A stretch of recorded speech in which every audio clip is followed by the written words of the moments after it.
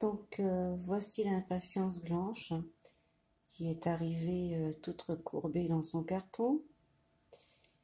Vous voyez pourquoi c'est important de porter beaucoup de soin quand on fait un carton ou une enveloppe pour envoyer une plante, et en particulier les impatiences gouttes de sang, parce qu'elles sont vraiment, la tige est pleine d'eau, très fragile.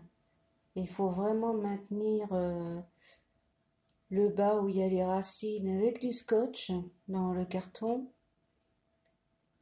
et mettre juste au-dessus un carton pour couvrir les feuilles. Mais moi, je ne mets pas de plastique autour des feuilles parce que ça transpire de trop et en fait, elles ressemblent après à de la salade. Donc, avec l'expérience, j'ai appris qu'il fallait comment dire, bien protéger les racines, bien scotcher les racines pour que la plante ne puisse pas bouger du tout. Et juste mettre un carton. Alors on met des renforts, je vous ferai des petits schémas pour vous montrer comment je fais, afin que l'impatience arrive dans un bon état. Et puis jamais d'envoi, bien sûr, en plein été ou en hiver. Parce que là, c'est la catastrophe. Elle arrive jamais en bon état.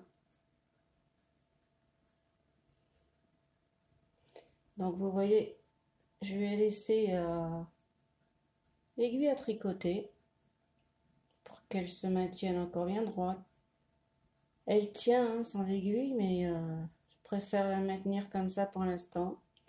Et puis je l'ai redressée petit à petit.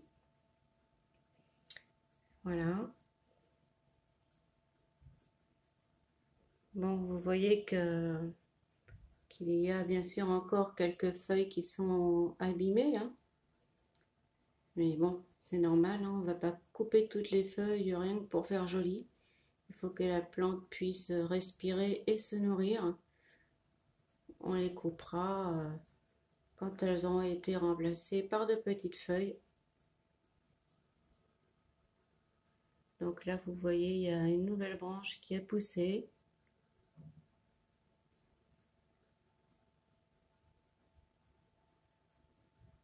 Je pense que c'est un sauvetage réussi.